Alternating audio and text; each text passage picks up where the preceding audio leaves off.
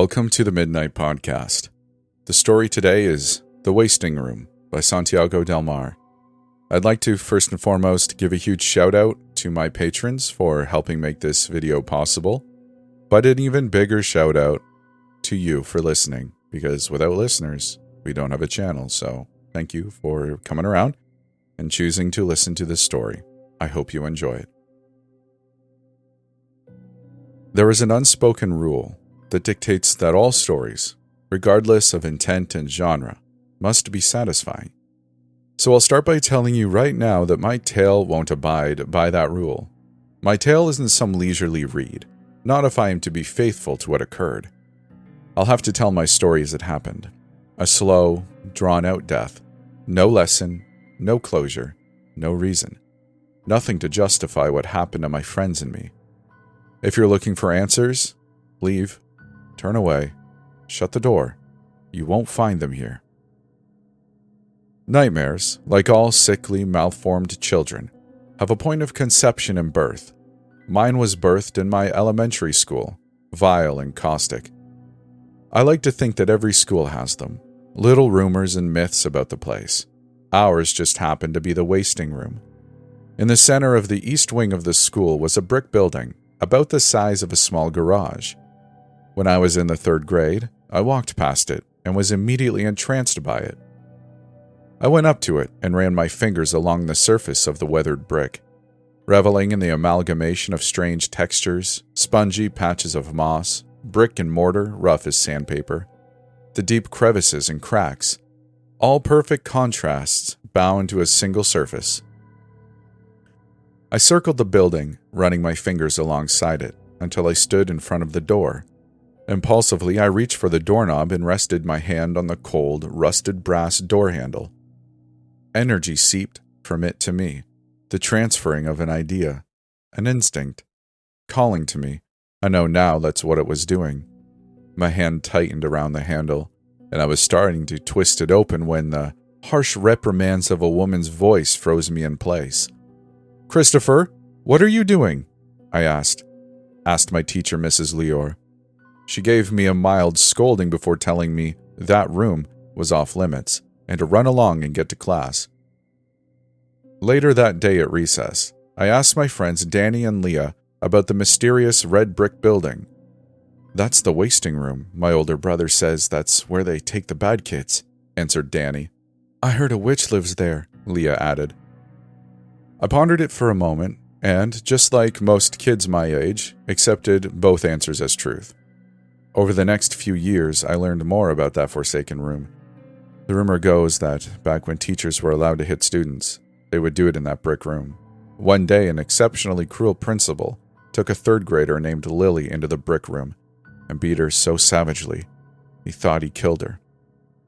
In his panic, he sealed the room and forbade anyone from entering.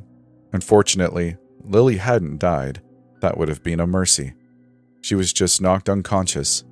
When she finally woke up and saw that she was trapped inside the brick room, she tried everything she could to break out, but being so young, her meek voice was never heard. Instead, she slowly rotted away for a few weeks, wasting away from the inside out. When they finally found her years later, her remains were mummified. Her face was contorted in eternal anguish. Her little fingers were whittled away to the bone. Fragments of her nails embedded into the brick walls. Dried blood stained the floors and walls. Ever since then, the room has been permanently locked, a gruesome tale told to children living in a gruesome world. Of course, as all kids do with myths and urban legends, we embellished them. Danny would tell us that Lily was still alive, that she had survived off of rats in a leaky water pipe. Leah thought that the teachers still used the room to punish the worst students. I made up a story of how I once saw Mrs. Leor open the door, and I was able to see the dusty skeleton of Lily still inside. Danny and Leah didn't believe me, of course, but the mystery surrounding the room still intrigued us. My favorite rumor was that the ghost of little Lily wandered the halls of the East Wing, and on lonely, dreary days or dark, starless nights, she would drag anyone caught alone into the wasting room to suffer the same fate she did. It wasn't until the beginning of the 6th grade when we invested in getting inside the room and seeing if any of the rumors were true. I was the one that pushed our trio towards that insidious red brick building. It was our final year before we would be ushered into the ever awkward and painful stage known as adolescence. Danny was an early bloomer, and as the first wave of hormonal changes hit, he changed drastically. He was no longer interested in running around with Leah and me, as we chased small animals and hit trees with sticks. That was kid stuff, and if his sudden growth spurt was any indicator, Danny wasn't a kid like us. Not anymore. The night I decided we needed to make one last chance at recapturing that childhood sense of adventure was the night Danny pulled out a crinkled magazine from under his bed and flashed me the cover. It was a Playboy, a busty, scantily clad model on its cover. When he opened the magazine and tried to show me, I turned away as if it was a photo of a crime scene.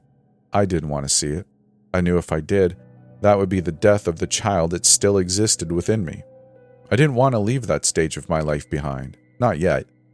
And Danny briefly berated me, asking if I was gay, saying that was the only reason someone would be scared of boobs.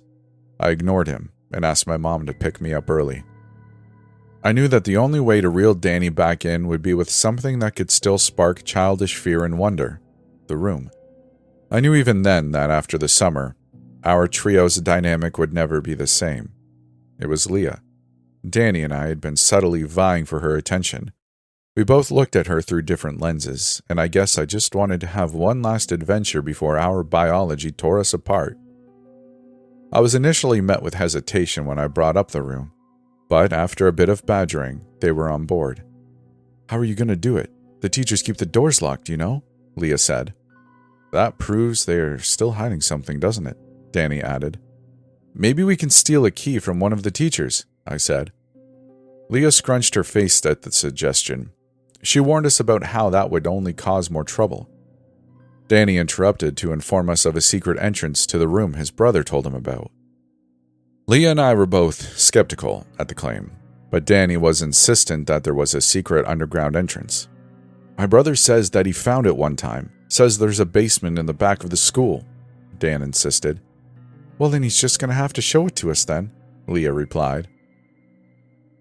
Though we had settled on trying to convince Danny's brother guiding us to this so-called secret entrance, we still made an effort to locate it on our own. Leah got picked up as soon as school was out, but Danny and I had about 30 minutes before his dad picked us both up. We snuck to the field in the back of the school and poked around for a few minutes, but found nothing but rocks and dirt. We gave up after a while and headed back towards the front of the school to wait for Mr. Powell to pick us up. I hadn't thought about the plausibility of the school having multiple sealed exits and entrances. Up until the mid-60s, my school was a hospital. It was too small and outdated, having been first built in the 30s to be of much use in the rapidly changing era. It was abandoned until the early 70s, when it was renovated and repurposed into a school. Of course, as naive kids, we never connected the dots. This place had seen much more death and suffering within its walls than anyone was willing to acknowledge. I spent that night at Danny's house, annoying his older brother David to show us the location of the hidden passage. It took only a few minutes to get him talking about his time spent at that school. "It's sealed up now, you know. They buried it. And it's not a basement, it's a cellar. I found it one day with Jimmy while we were goofing off. It had a rusty lock, of course, but I just broke it off with a rock. We never actually made it to the wasting room. I don't even know if the cellar leads to it. That's just something Jimmy says his teacher told him. Inside that cellar was a tunnel that ran under the school. Old rusty pipes ran along the walls and ceiling, twisting like intestines. Yeah, that's what it was. We were inside some metal giant's guts." David jumped up, trying to scare us. The only reaction he got from us was a unified gross. David's face scrunched up into an annoyed half-frown before he continued. "Anyways, there was something wrong with this place. Not only was it ancient, rusty, and dark, but something felt off, like something was in there with us, or like the tunnel itself was alive. I swear I thought I saw the pipes twitch sometimes, and the whole shaft was subtly shifting like it was breathing. I don't know, but it was weird, man. We walked a few feet further into this tunnel when we heard a clang and we just froze. I tried to act tough, and so I called out like an idiot. I heard it before I saw it. This figure just darted out of the darkness. It was small, but it was on all fours and it was fast. That's when Jimmy and I started running, screaming our heads off. When we reached the cellar door, we just scrambled up, and I turned around long enough to see this decayed little girl just on all fours, glaring back up at us, absolute rage in her eyes. I don't think I've ever slammed a door that hard since. What happened after that? I asked. Well, we ran screaming and crying to the principal's office and told them all about what happened. Of course they didn't believe us, but they were upset that we found the cellar entrance. So the next day they shoveled dirt over it and told us not to go near it again.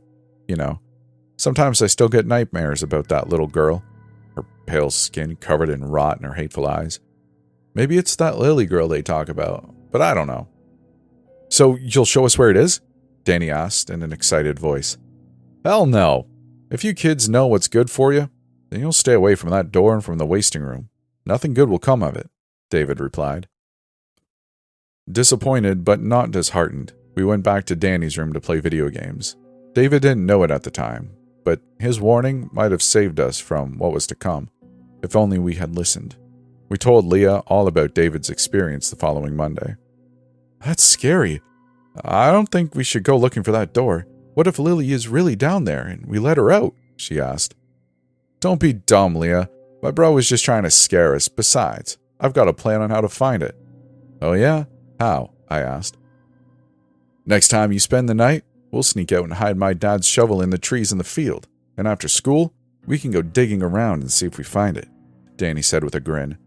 What about me? You know my mom picks me up as soon as school's out. Just ask her if you can hang out with us for a little bit, he responded. Leah just sighed and said she would try. Danny's plan, like most of the plans children make, never came to fruition. Sneaking out at night and carrying a shovel wasn't going to happen. Danny modified his plan and instead snuck 3 garden trowels in his backpack to school every day, until Leah was able to convince her mom to let her stay out after school. It took 3 weeks of Leah's whining, but she finally caved in after Danny's father gave her a verbal confirmation that he would drop Leah off at her house. It was a warm summer day when we made the trek to the back of the school to search for the cellar door. 6th grade graduation was near, and I knew that these halcyon days were nearing their end. This would be our last great childhood adventure, and I wanted to make sure that this was the one to remember for the rest of my life. In the greatest knife twist of irony, that wish came true. We spent only a few minutes stabbing the ground nearest to the school building before Leah hit something with her trowel. She shouted for us to check it out. She was always eager when it came to being the first at things. Danny and I started digging, and sure enough, we heard and felt our trowels scrape against metal, buried only 3 to 4 inches deep. The 3 of us ran over and started scraping away until a rusty metal cellar door lay before us. Dan let out an excited yell and did a little half dance. I hadn't seen him act so goofy in months. I was starting to reach for the handle of the door to throw it open when I felt a firm, icy grip on my wrist freeze me in place. I jerked around in a panic to try to get a glimpse of the figure towering over me. "What are you children doing?" asked Mrs. Leor in a calm but cold tone. "Nothing, we were just playing around, digging for rocks and stuff," Danny answered. "Oh? Explain why you're in a strictly off-limit area, Mrs. Leor pointed an accusatory finger at Leah. Leah looked down at her feet for a moment and let a few tears fall. The poor girl was always frightened by authority figures. "We were looking for a way to get into the wasting room," Leah said, tears slowly falling from her face. "Oh, that persistent rumor. I can show it to you if you want," Mrs. Leor said with a slight laugh. "Wait, really?" "Yes, if you'll put these silly little rumors to rest. Come, follow me," Mrs. Leor said. The walk to the eastern wing was punctuated by an anxious undercurrent. The various rumors surrounding that room, its nefarious purpose and origin cycled through my mind. My anxiety peaked as we stood in front of that red-bricked building. Mrs. Leor took out a lanyard with a single brass key, gave us one final look, and inserted the key into the rusted, aging lock. The sound of the lock turning sent a jolt of paralytic fear through my body. Something about the faint grin Mrs. Leor gave us seemed sinister.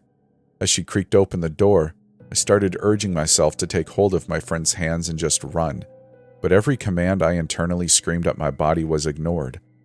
Mrs. Leor straightened her back and flung the door open. The screeching of its ancient hinges cut through the silence and echoed off of concrete and linoleum. Danny jumped back, Leah gasped, and I broke out of my stunned silence to make a diminutive sound at the sight of what lay beyond the door. Nothing.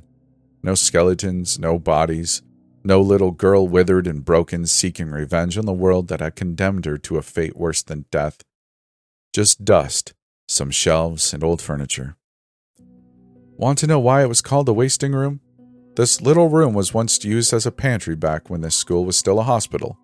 When the first teachers opened it up after its conversion, they found it full of spoiled food. Guess the name got out to students and they ran with it, made up all sorts of ridiculous things. We only use it for stores these days. Nothing to fear. But what about Lily? I blurted out. Lily Teresa Esther, that was her name. The police determined that she was abducted by her estranged father and was never seen again. The last time she was seen was at this campus, but she didn't die here. The investigation was thorough and nothing was ever found. We stood dumbfounded by the sudden revelations. Good enough for you kids? She asked. Yeah, I guess, Leah answered. Good. I've got things to attend to, she said, locking the room and stuffing the lanyard into her back pocket. As she was getting ready to leave, Danny ran up and hugged her, thanking her for solving the mystery for us. She let out an exaggerated sigh and let him know that it was no big deal and turned to leave. As soon as she was out of earshot, Danny spoke up. Did you see it? See what? Leah and I asked in unison. You didn't see it? Then I guess I'll have to show you, Danny said as he dangled the lanyard. Danny, we're going to be in so much trouble, you need to give that back, Leah said. Yeah, Danny, your dad's going to be here any minute, I said. Just enough time to take a quick peek, he replied. Danny took a quick look around to make sure no one else was around and quickly unlocked the door and opened it wide. He walked in and motioned for us to do the same. Don't be babies. Don't you guys want to see it? I took a nervous step inside the room, Leah close behind me. Danny walked towards an old, filthy dresser. Help me move this thing. All three of us worked to push the thing a few feet and revealed that directly under it was a rusty cellar door. See, I told you guys, Danny said. I don't think that this is a good idea, Danny. We don't know what's down there, and your dad's probably waiting for us, I said. Yeah, and we already saw that the wasting room is nothing to be scared of. Danny tugged on the cellar door's handle and slowly raised it until it stood open. Did you guys ever think that maybe this isn't the wasting room? Danny asked. What do you mean? I asked. David said that he saw Lily in some tunnel in a cellar. We should check it out at least. I peered down the cellar and saw a ladder leading to a smaller chamber inside. There was a corridor attached to it, and at the edge of it, I saw several pipes. Danny was onto something, and with my curiosity piqued, I agreed that it would be worth taking a look. What about your dad? My mom will kill me if we're late, Leah whined. It'll only be a second, just to see if the wasting room is down here, Danny said. I gave Leah's hand a quick squeeze and a reassuring look before she nodded, slightly. Reluctantly, she joined us as we climbed down into the cellar. The chamber was surprisingly well lit. Light bulbs lined the ceiling. They were far enough apart that pockets of darkness existed in between each one. The most substantial oddity in the room was the profound lack of dust on anything. Sure, rust lined the pipes, but the dust was nowhere to be seen. I should have seen this as a warning sign, a tell that place had been inhabited for years. Leah pressed closer to me as Danny led our trio towards the pipelined corridor. The moment we crossed the threshold into it, we heard a loud slam that caused the lights to flicker. In the brief moment of darkness, I swore I saw movement.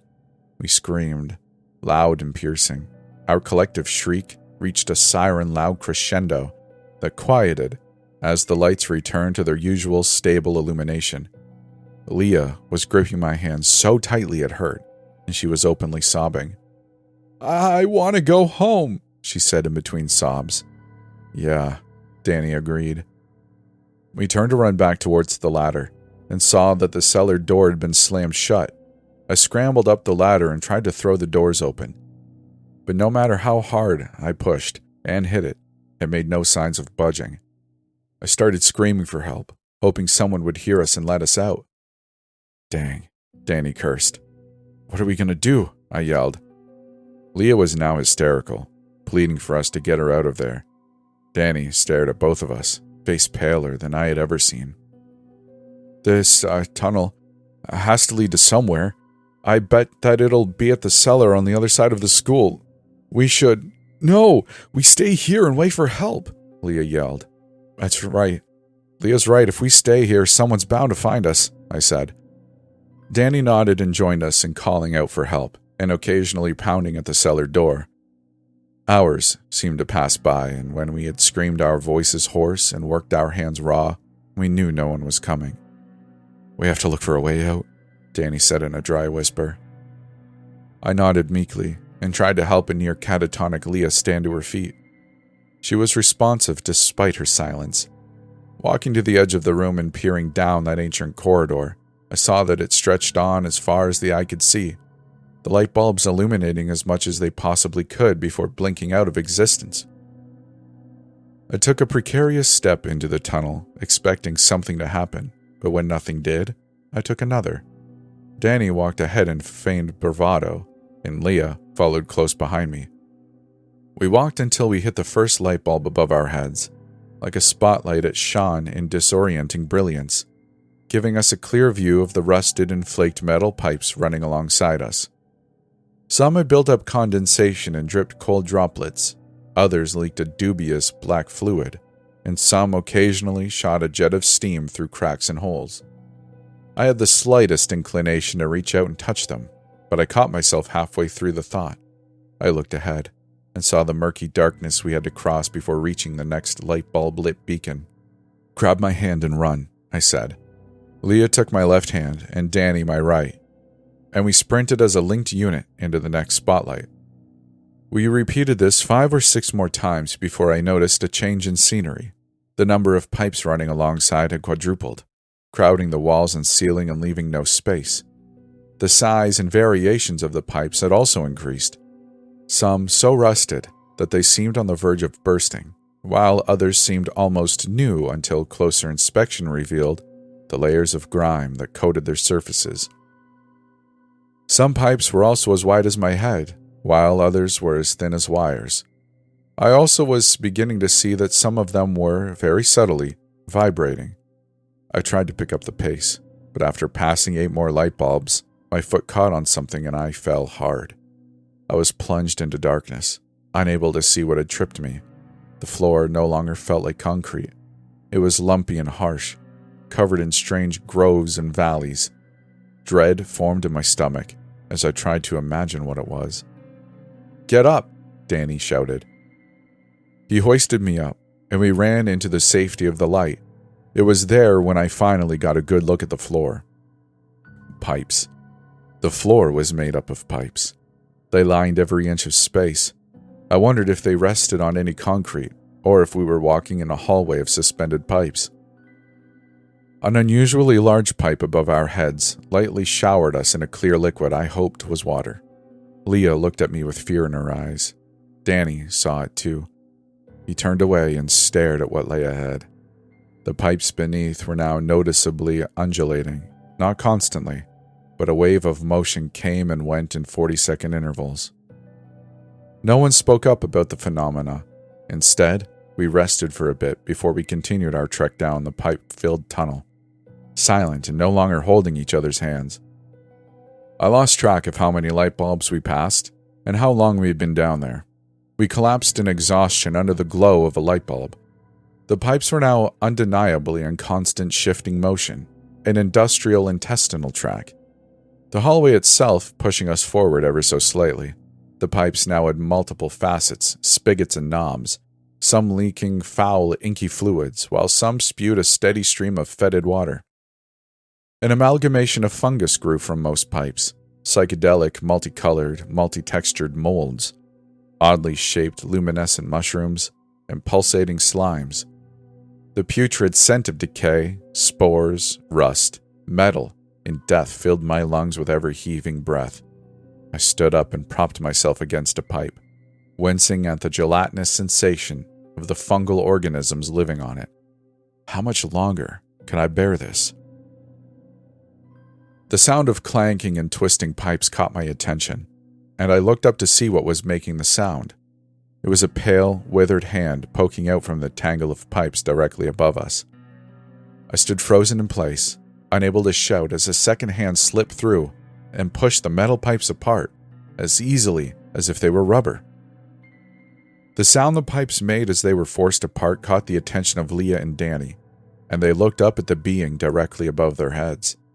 As the hands pushed the pipes further apart, we all saw what it was, and we let out a collective shriek. The withered visage of Lily peered back at us, hateful and coiled with malevolent intent. Where her eyes had once been now grew pale, table-capped mushrooms. The inside of her mouth was stained black, and its putrid stench overpowered that of the pipe corridor. From her long mummified skin, within the rips and tears, some fungus grew and dangled down or stood erect. Vile, defiling phalluses taking root in a child long dead. I saw the mycelium through her translucent papery skin. It throbbed, ached in the morbid thought that the fungus was puppeteering poor old Lily Teresa Esther, briefly materialized in my mind. It was dispelled by the shuddering sound she made, something between a wheeze and a scream. She lunged wildly as soon as it escaped the rotting pit of her mouth. "What is that?" Leah screamed. "Just run!"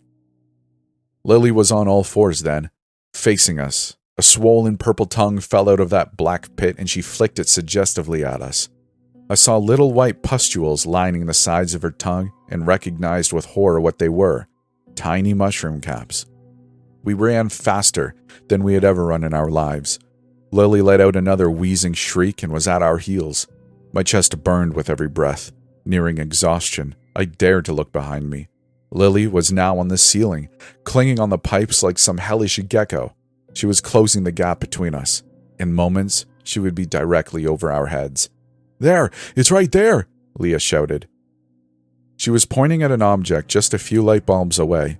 I stood up to take a closer look and was shocked to see that it was a door, a rusted metal door.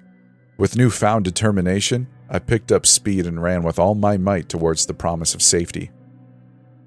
I outpaced both Leah and Danny and threw myself at the door. With a single push, I forced it wide open. Danny dove in, but Leah was a second too late. Lily dropped down from the ceiling and pounced. She succeeded in grabbing hold of one of Leah's ankles and yanked the girl to the floor. Leah let out a scream and took hold of my hand, with her free leg still kicking at Lily and landing a direct hit. I heard the sickening crunch of ancient bones and frail skin shattering, and Lily's head lolled back. Danny took hold of Leah's other hand, and we pulled her out of Lily's grasp. As we pulled her inside the room, Lily's head snapped forward and we saw the kick that unhinged her jaw. It now dangled from thin straps of skin. The fat purple slug of a tongue hung out thick, inky fluid poured from its length. As soon as the liquid made contact with the pipes, thin white caps sprouted and grew. I slammed the door before she could make another move, steeling myself. I turned around to see just where in God's name we ended up. The inside of the room was huge, far too big. Its dimensions were a spatial impossibility. The expanse of the room was physically impossible to house just beneath the school. The ceiling was at least 3 stories tall, and its sheer size dwarfed the school several times over. There was no visible end. It was just a jumbled mess of pipes, ladders, drains, vents, grates, elevated metal walkways. It was maddening, an industrial hellscape. On some fixtures, the fungus was fused so seamlessly, it was as if the pipes and all its attachments were made of fungal chitin and mycelium, grown together in a blasphemous fusion of rust, metal, and fungus, testaments to the gods of rot and decay. "Where are we?" Danny said unsteadily. No one answered because no one knew. Somehow we had crossed some unspoken boundary that divided our mundane little world and this world ruled by atrophy. He came to me then, the answer to Danny's question, and thus I spoke. The wasting room. A brief silence fell upon us. From the pipe-lined walls, something emerged. An enormous mass was birthed. It dwarfed us all in its unholy glory. It was somewhat humanoid and comprised entirely of the same metal fixtures and fungus that made up everything else. Long rusty pipes and vents ran along its entire body, steam and fluid leaking from them. I could see multiple giant gears embedded in its chest, turning constantly with no signs of slowing. Polypore mushrooms, over a dozen feet in length, made up the organic majority of its mass. They grew long with its limbs and chest. A dozen other varieties made up the rest of its weight. They were the medium for which the biological and industrial conjoined and merged. Bioluminescent blue caps, bright red spotted amanitas, wrinkled morels, gelatinous wood ears, basket stinkhorns, and bleeding devil's tooth, all there, thriving and festering. The being's head was one giant flat fungal shield frond. It had many points ending in pipe vents, multicolored smog spewing from them. It was like some grotesque lion's mane. In the center of its face sat two dark, beady eyes. They seemed out of place, far too human. I knew at a glance what this being was. It could be nothing else but some long-forgotten Lord of Decay, the god of rot. It didn't need to speak to convey the hatred and pain it felt. It was all in its eyes, but regardless, it spoke. Cast yourselves onto me, in my domain, and ye shall be gifted the fruit of immortality, for death is nearly the beginning. Be immortalized in the mycelium and rust, that which with countless eons will always fester. As soon as the words were spoken, they rose. An army of humanoid pipe fungus amalgamations took form before our very eyes. They took slow, strained steps towards us. Metal and steam screeched with every movement they made. We ran. There has to be an exit, Leah yelled. How do you know? Danny asked. Because if this place has an entrance, it means that there must be some other way to enter and leave. I don't know if this place follows the rules of the outside world, Leah, I said. It follows some of them, though, she said unsteadily. We scrambled up a flight of stairs into an elevated walkway. There was one thing that caught my attention. Following Leah's reasoning, I noticed that this place was illuminated by rays of light peeking in from overhead windows. If we would just reach them, then maybe we could escape. There, I shouted. I pointed at a ladder, leading up towards the ceiling. Danny was the first one to start ascending it. I helped Leah up before I took my place and climbed for my life. Looking down, I could see the army of bio-industrial humans convening at the base of the ladder. Danny, Leah, hurry, I shouted. Danny struggled to pick up the pace and made his way towards the now visible door at the end of the ladder. I felt the weight of the first creature start its climb. I felt the vibrations of every step it climbed. It had informed me that it was fast. Way too quick for us to outpace it for long. Almost there, Danny shouted. He was about a foot or two from the door when his hand launched out to push it open. I saw the glare of a bright summer sun just before the door. Danny hoisted himself up and had his upper torso through the door when the sound of a wheezing scream cut through, instilling that familiar paralytic fear. A dangling pipe directly behind Danny burst open. Vile black fluid spilled out in a torrential flood, drenching Danny. The reanimated corpse of Lily leaped out from the shattered pipe and clung on to Danny's lower half, and they both came tumbling down. There was no time to scream, or even react, as they were both in freefall. Lily took most of the impact, her tiny, frail, rotting body bursting as soon as it made contact with the cold, hard floor. Long rotted organs and violet fluid splattering across the room. Danny's head still smacked the ground hard enough to knock him unconscious. The creatures on the ladder jumped down onto the floor and they gathered around Danny. We have to help him, I screamed. Leah, poor, shy, meek Leah, with eyes full of grief, made the final steps and climbed out into the world outside. I stood in shock, taking a glance back down at Danny, back again at Leah. I realized I had a choice to make. I could leave with Leah right now, or I could stay down here with the rowdy boy I had known since the first grade, dark-eyed and all too excitable, slowly maturing in a young man at the peak of his youth. How much longer would our friendship last? Danny, who once chased wild animals and built box forts. Danny, who now rarely played with us and said our adventures were childish. Danny, who now preferred to look at magazines full of women splayed out and naked, instead of reading the latest Spider-Man comics with me. Danny had made his choice, and Leah had made hers. I reached out to her, and she took hold of my hand. "Wait! Please!" Danny shouted, now conscious. I turned to look one final time. Danny was being carried away by the creatures. The black liquid that stained him had begun sprouting little mushroom caps. I'm sure if he was closer, I would see the thin mycelium growing into his skin. I watched as they carried Danny to a nearby pipe jutting from the wall. It ended in an open spout. A familiar black liquid dripped from it. "No! Please! Help me!"